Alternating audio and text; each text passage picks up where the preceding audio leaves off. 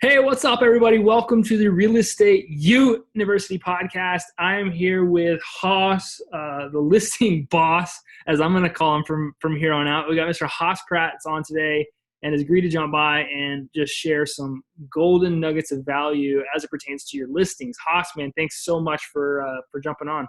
Man, Grant, thanks for having me. Man, we appreciate it. I'm excited. So let's just jump right into this thing. Yeah. Who are you? Where did you come from? How did you get to where you are? Tell us the Hoss Pratt story. Man, there's a lot of stories in there, but I'll tell you kind of the overall 30,000 foot view. So I grew up in Missouri. You're in Arkansas, some Midwest boys. Yep. That's probably why I like you. Yeah. So I grew up in Missouri, grew up working on a dairy farm, barely made it through high school, didn't go to college. But I was fortunate enough to have a mentor early on whenever I was 16. His name was Jimbo. And Jimbo was a millionaire. And Jimbo was my mentor, man. Like, he came into my life, he poured into me, he taught me many lessons that really determined the trajectory of my life. The first piece of advice that he gave me, he said, Hoss, you need to start a business because profits are better than wages.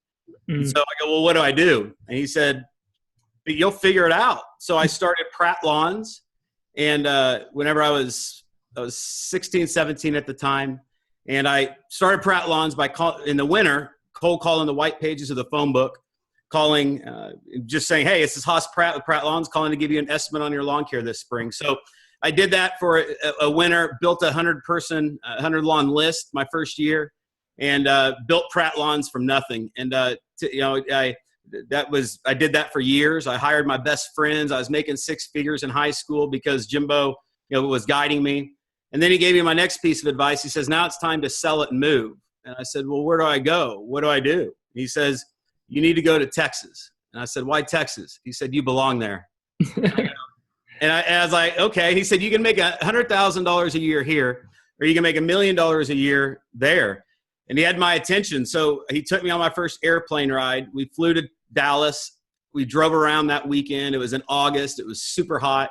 And he goes, so what's the date? You going to move? And I was like, I'm going to move. And he goes, what's the date? And I was like, well, I'll move in November. He said, when in November? And I just said, November 15th, I'm moving.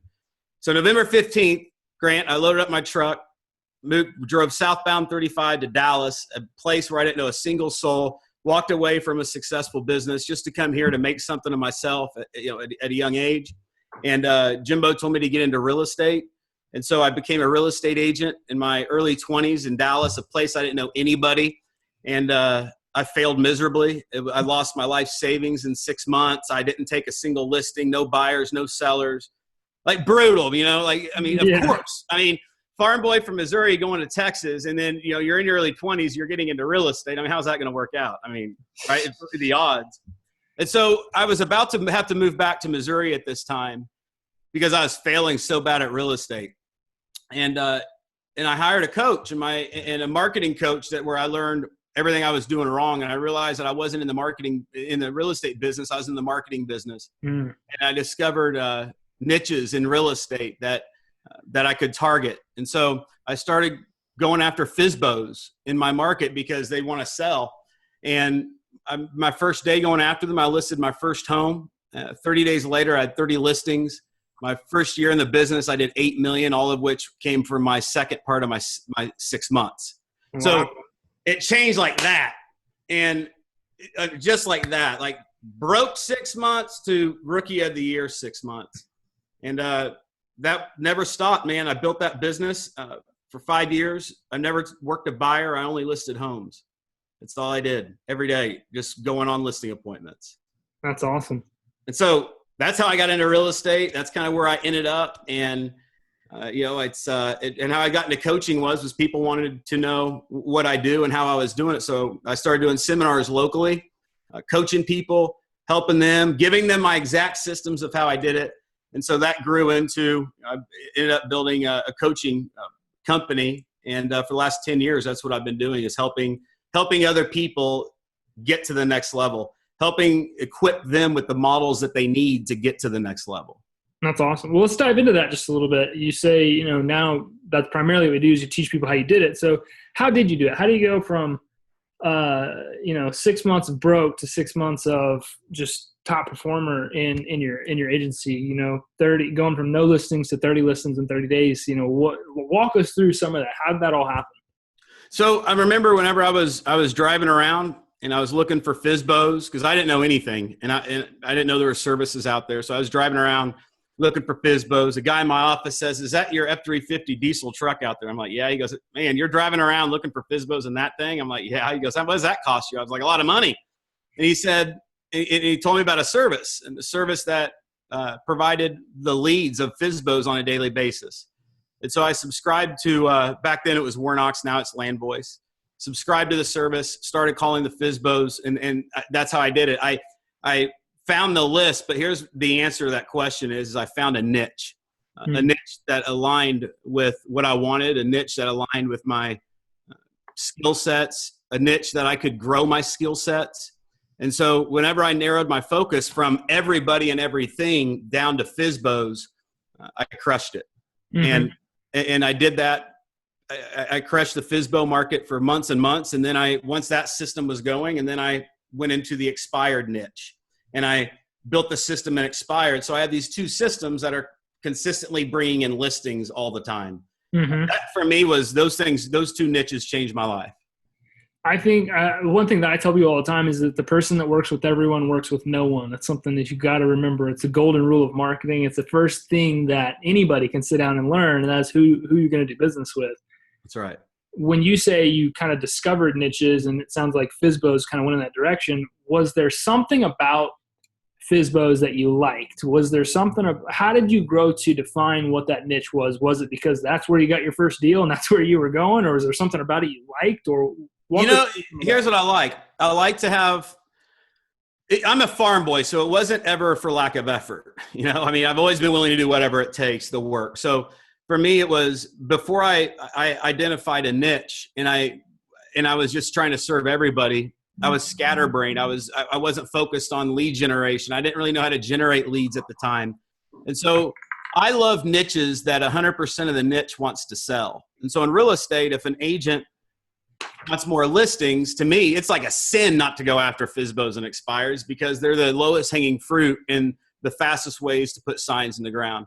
Mm-hmm. So when I narrowed my focus down, I sunk my teeth into that, and I prospected every day, and everything changed. But here's why it was powerful, because, and this is what you said, the reason you need a niche is because to dominate a niche, you need to become the expert. And to become the expert, you need to have a niche that you position yourself as the expert. And it's easier to do that in niches than just everybody, right? I mean, it's easier for me to be the FSBO expert, the FSBO agent, than it is the everything agent. Right. And so I'm able to cater my message, my marketing. I'm able to do that. I'm able to deliver what those niches want and what they don't want. And what I found is, especially in real estate, in any niche you go after, there's pain that exists. And whatever the pain is, you have to solve the pain. And in both those niches, in listings, for example, lack of marketing, and marketing is a pain that sellers experience. And so when I learned how to overcome the objection of, well, what are you going to do to market my home? How are you different than every other agent? Everything changed for me. And so I literally branded every single solution to every pain that I came across so I could overcome their objections with it. Mm-hmm. That's a good thing to be doing. How did you kind of evolve with the times from a marketing standpoint? You said you learned that you were a marketer before you were a real estate agent, which is absolutely amazing advice for anybody that's listening to this. You got to understand that you were a marketer before you were anything. It doesn't matter if you can cure cancer. If nobody knows that you can do it, that's right. You're not going to be able to help anybody, right? So understanding that is a core foundational principle. But working FSBOs and expireds, I think a lot of people would argue like, well, there's only two ways to do that. You got to drive around and knock doors, or you got to dial for dollars. So how have you changed, or how have you evolved, or have you just stayed consistent with those things over the last several years with FSBOs and expireds? How have you taught people to evolve at the time? That's a great question. I'm glad you asked it, because my methodology has evolved because technology has evolved. I mean, I'll give you an example. I used to make 200 dials a day, and that was before auto dialers. And I used to manual dial. I have carpal tunnel in my hand. because I used to dial so many phones. I've dialed hundreds of thousands of calls, like from dialing, and like my tendons are screwed up. Like, so now there's auto dialers. They didn't have auto dialers back then. And so if I'm going after a niche, I'm going to leverage every piece of technology I possibly can to make my job easier. So I would use an auto dialer. I would be leveraging text messaging to those niches, the direct mail prospecting on the phone, and nowadays Facebook, which is obviously what you're great at and you teach, is you got to be seen. It's being omnipresent everywhere. And so if I'm calling a prospect, a seller, I want to be in their news feed. And so I'm going to be everywhere they are. And so that's definitely evolved, where before you could just make the phone call. Now you have to do a lot more because it's such a noisy world. Well, I mean, it's so good for you to be omnipresent like that, because there's this company, it's Root Car Insurance, and I have seen their ads literally every single day, everywhere I go for the last, 6 months. And I'm to the point where I'm so upset with this company because they keep showing up that I want to just do business with them so they'll stop marketing to me. Sure. Like it's gotten to that extreme. But from an agent standpoint, when you realize that the consumer chooses 79% of the people, the consumer chooses 79% of the agents they first talk to, right? So just getting somebody on the phone, you've got a 79% opportunity, percent chance that you're going to close those people on doing business with you. Sure. Which is absurd, right? But then now it's more about just getting people on the phone. Facebook ads are amazing. They do amazing stuff. It allows us to talk to a specific group of people, but still yet the only reason that we run Facebook ads is to start communication, which is text, calls, video chats, whatever that looks like for somebody. Take me back in the day, right? You go broke for 6 months and then you start going into this thing. I want to talk about mindset for a second, because salespeople have to have a specific type of mindset, in my opinion. How do you go from this very, I'm not going to say this limited place where maybe weren't necessarily maybe you didn't, Tony Robbins on you didn't have the most abundant mindset to okay, I'm going to jump on the phone and I'm going to do it. Was it just because, it was the farm boy mentality, like I'm going to do it because that's what I got to do. I don't have a choice? Or walk me through some of the mindset of, turning into a beast from a cold collar standpoint. Yeah. I mean, it's number one is willing to do whatever it takes. I always looked at it like this though, Grant. In real estate, nothing happens until noon anyway. Mm-hmm. And so since nothing happens till noon and I got to go out and get what is mine every day because I'm a commissioned salesperson, I'm an entrepreneur. It's not just going to land in my lap. I have to consistently prospect for new business. So every day from 9 to noon, I scheduled every day, Monday through Friday, to prospect for sellers. And I did it. And I never missed a day. And the reason that I never missed a day is because if I had systems. So I would have my campaigns in my CRM would be telling me what to do. And I would just have to show up and do the work. So if it said make 200 calls today, then I had to make 200 calls. And I did it all between 9 and noon. If I didn't make my calls today, then tomorrow I had 400 calls, and that you can't make 400 manual dials in a day, not during what I was doing. Mm-hmm. And so I had to do it every day, and I let the system tell me what to do. So it is the farm boy mentality, but it's I show up, but I need to be told what to do. So I build systems that force me to work. Absolutely. They force me to do the thing that I have to do. Even in my coaching and speaking company now, I just schedule it to force the things out of me. Absolutely. It's one of the greatest hacks I've discovered, because I have a horrible time with authority. I don't like it when people tell me what to do. Right. And I've struggled with that my entire life, which is why I'm self-employed since I was about 18. But what I have learned is that I have to do exactly what you just said. I have to build systems that tell me what to do. So my wife, for instance, hey, honey, if you didn't get it in this cell phone to tell me when it was time to do something, it didn't happen. You didn't tell me. I don't believe you. You can't make me believe you. And I don't have to do it, right? Because this phone tells me what to do. And, put assistants in place and all of those different types of mechanisms to tell me what to do. Yes, I am an entrepreneur. I have the ultimate form of freedom in a lot of ways, but I still have to be told what to do almost on a daily basis, which is why I have this sheet that you see I keep writing on stuff.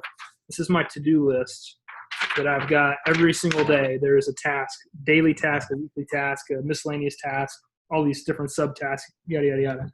But building in those systems is 100% something that must be done. I've never worked for, I say I never worked for anybody, but I've always been either commission sales. So like I've always been an entrepreneur salesperson, meaning I had to go get what is mine every day. And I think part of that conditioning for me for the last 20 years of being self-employed is I know what it takes, what I have to do, and I'm willing to do it just like you. I mean, if you want to stay self-employed and thrive, you got to be able to manage your time better than anybody. And sometimes it's the hack. It's you putting it on the calendar and doing it and scheduling it. So for me, I mean, I just show up and do what it takes. But during that process though, what happens is skills are developed. And so I believe this. I believe that every agent needs to have the ability to effectively, confidently communicate about real estate, be able to ask the questions and identify a prospect's pain, and then being able to show them how you can solve the pain and get that prospect, buyer, or seller to take action. And so many agents don't have that skill set. And there's two types of agents. There's the trained ones and the ones that are not trained.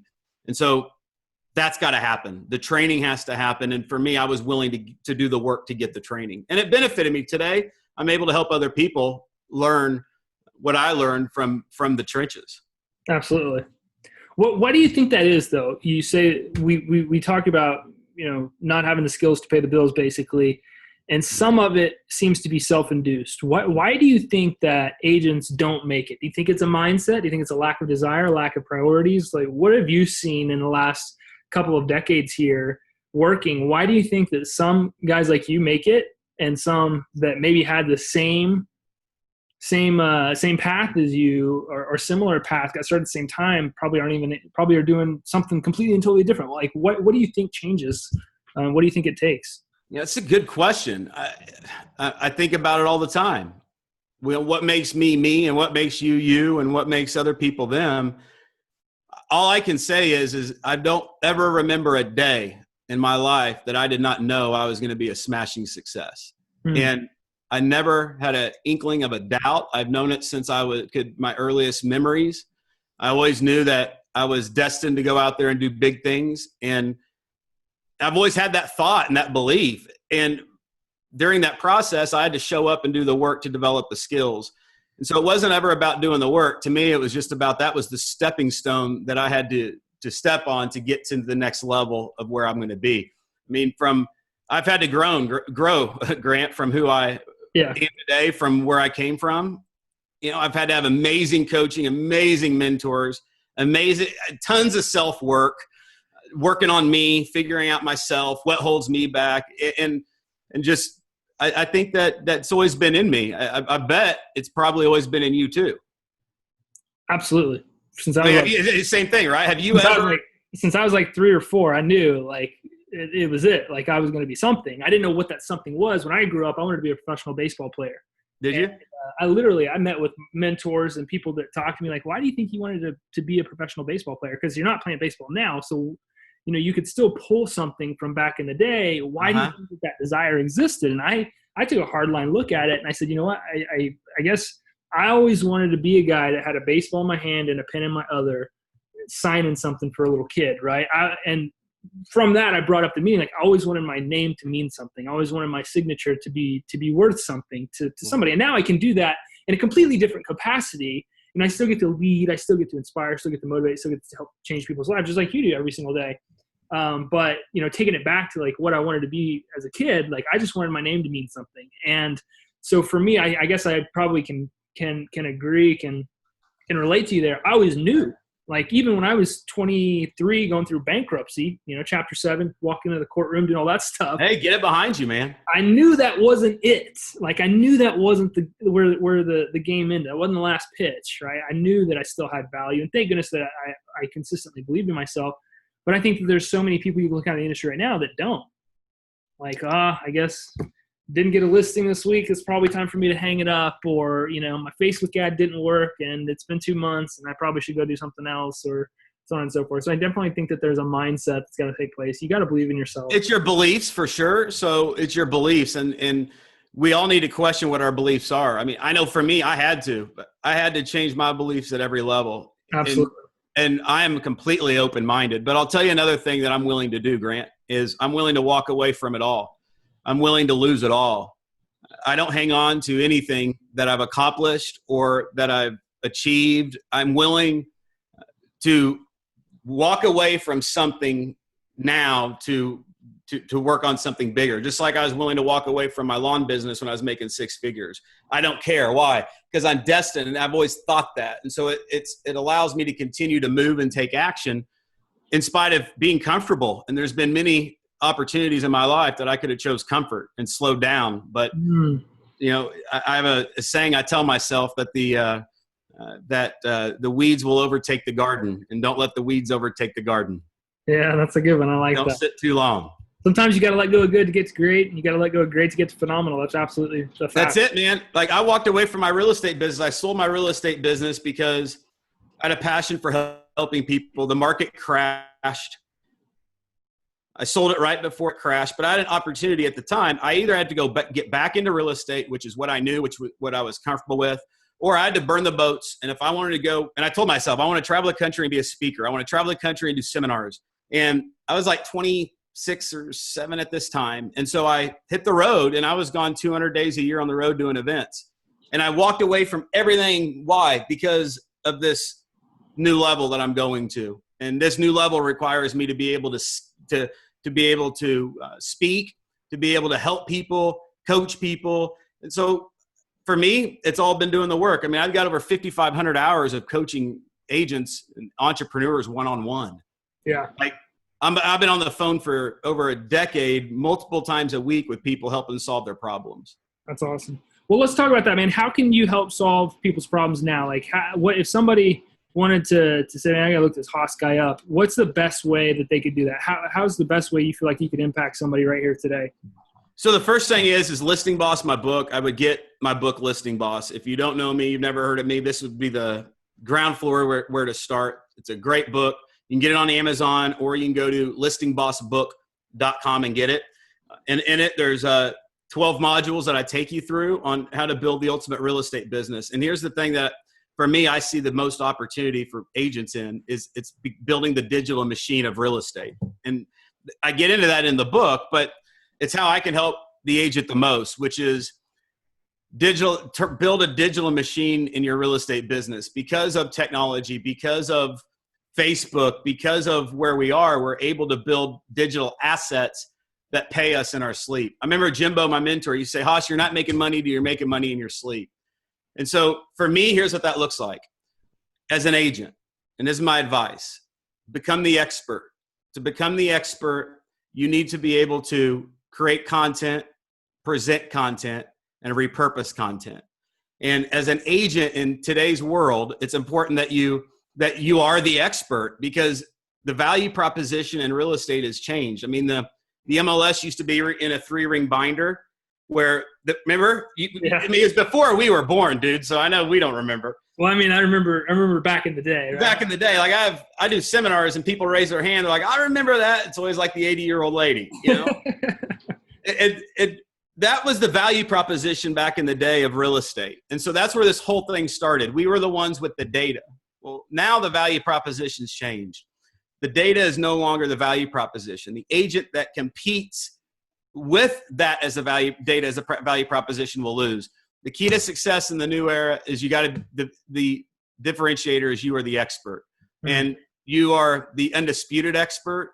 And so whatever you can do to make yourself and build yourself and create yourself as the experts, which you need to do. I'll tell you this, Grant, I tell realtors, every one of them needs an automated webinar that's setting appointments in their sleep. Webinars, videos, all of those things, because you create it once, and then it's done. You can set it and forget it. Absolutely. I've been telling people for the last 4 years to automate your sales process. Automate. I would be doing 100 listing presentations a day, whereas you could only do 8 max. You're capped. There's no way that you could do more than 8 listing presentations in a day. I mean, you could, but you're going to be exhausted. The thing is that while I'm doing 100 presentations a day, well, I'm going to do that 7 days a week. That means I'm going to do 700 presentations a week. That means I'm going to do 365 presentations or 365,000 presentations a year. There's no way on planet Earth that you can compete with me. I win. Just concede the loss. I've dominated you. It's over. Right. That's the mentality. That's the mindset. Like, I come into, like, it's not a game, man. I'm a freaking monster, and I will chew your head off. There's no way that you're going to beat me at this game that you feel like we're playing here, right? We're not even on the same field. And I wish I had more people like you that understood that you could take an automated webinar, completely automate your listing process. So the only reason you're showing up at somebody's house because you're signing documents. That's right. And if you leverage Facebook ads or you do it whatever way that you would like to do it, you can go in and you can completely kill it. And here's why I think that people don't like that, right? Because we try to get people to do this, and they're like, well, the cost per lead's a little high, or the appointment cost is 150, or whatever that looks like. And what I believe is that agents need to get out of this mindset of activity or actions, right? Because we've been taught for a long time, go knock 100 doors a day, go call 1,000 people a day, whatever that looks like, right? Go take all these actions. You got to be constantly moving like a hamster on a wheel. You got to constantly be going, all these actions.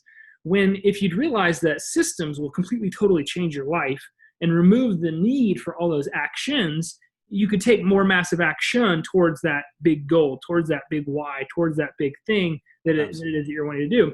And I made this switch because I put automated webinars in place. I put systems in place. I built that machine that makes money when we sleep. I always love waking up my wife in the morning and just saying, "Oh, it looks like we made $1,000 last night." That's right.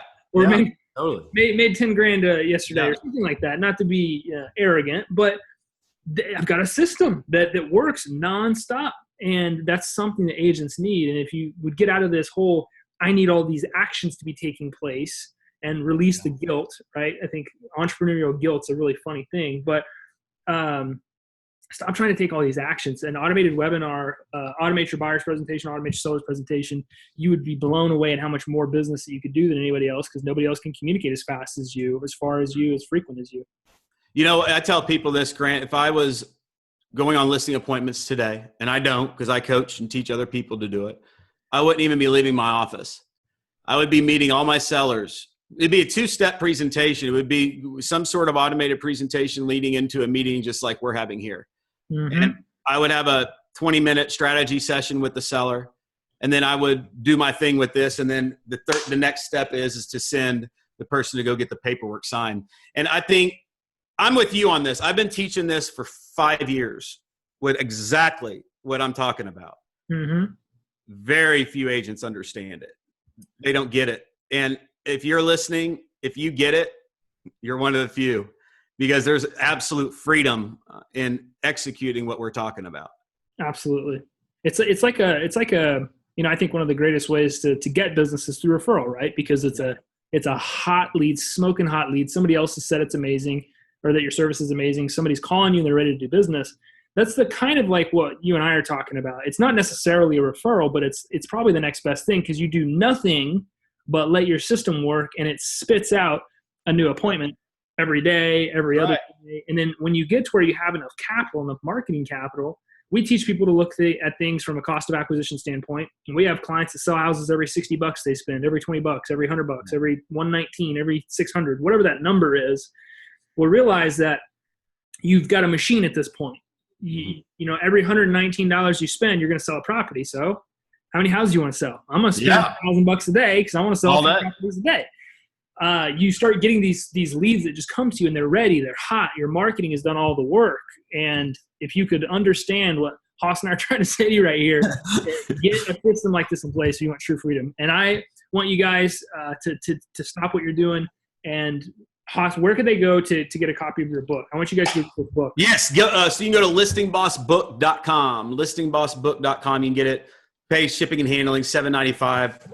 I'll send you a copy of it. This thing's got like 110 5-star reviews. It's people love it. So even if you don't read, get this thing and read it. It'll help you. It's not one of those books that are just talk. It's just full of meat, and that's what the consistent feedback is. People absolutely love it. So you got to go get that book. You got to go get it right now. I can guarantee you are going to learn all that the $7.95 is worth. I can right. Absolutely guarantee that's going to happen. Not a question if it's worth the $7.95, right? Hoss, man, look, I appreciate you, man. I thank you so Me much too, for coming man. on here and adding some value. It was really a pleasure to get to know you a little bit better and talk to you a little bit more about some things that agents of the industry can do. You guys, you got to connect with this guy. You got to go buy his book. You got to go figure out how you can do business with him. I promise you, it'll be one of the best investments you'd ever make. So go to listingbossbook.com right now. Get this book and connect with Hoss. Hoss, man, I appreciate you so much, man. Thanks for stopping by. Grant. Keep up the good work, buddy. All right. Thank you, guys. See y'all. Bye-bye.